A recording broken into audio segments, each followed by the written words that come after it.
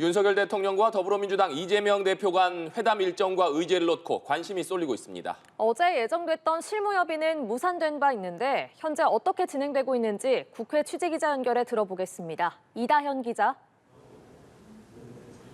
어제 무산됐던 영수회담 실무협의가 오늘 열립니다. 홍철호 대통령실 신임 정무수석과 천준호 민주당 당대표 비서실장이 오후 모처에서 만나 회담 날짜와 의제 등에 관해 첫 논의를 하는 것으로 알려졌습니다.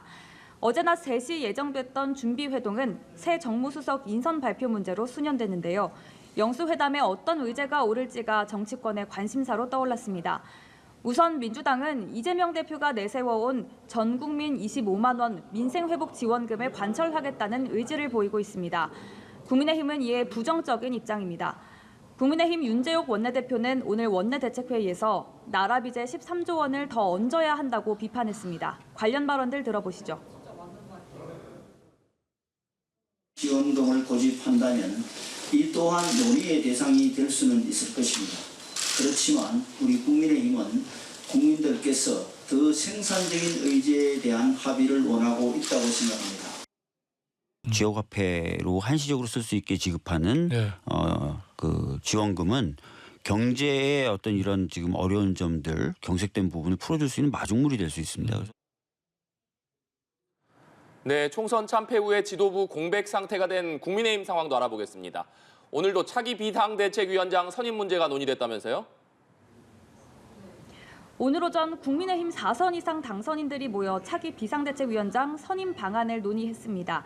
이 자리에서 5선 중진급 이상 위원 가운데 비대위원장을 정하자는 의견이 나온 것으로 전해졌는데요. 국민의힘은 다음 달 3일 차기 원내대표 선출 전까지 비대위원장을 지명하기로 했습니다. 비대위원장 추천 권한은 윤재욱 원내대표에게 주어졌습니다. 애초 윤 원내대표가 비대위원장을 맡아 당을 관리할 것이라는 관측도 있었지만 윤 원내대표가 비대위원장직을 고사했습니다. 총선 패배와 한동훈 전 비대위원장 사퇴 이후 이어지고 있는 여당의 혼돈 상황은 당분간 이어질 것으로 보입니다. 네, 그리고 오늘 오전에는 국회 정무위원회가 열렸다고요. 어떤 법안이 논의됐습니까? 민주당은 가맹사업법과 민주유공자법을 국회 본회의에 직회부하는 안건을 여당 반대 속에 처리했습니다. 두 법안은 지난해 12월 정무위 전체 회의를 통과했지만 국민의힘이 위원장인 국회 법제사법위원회에 계류돼 있었는데요.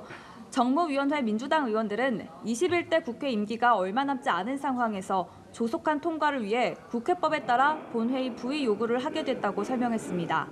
하지만 두 법안에 모두 반대하고 있는 여당은 법안 내용상 문제가 있다면서 독단적인 입법 폭주라고 반발했습니다.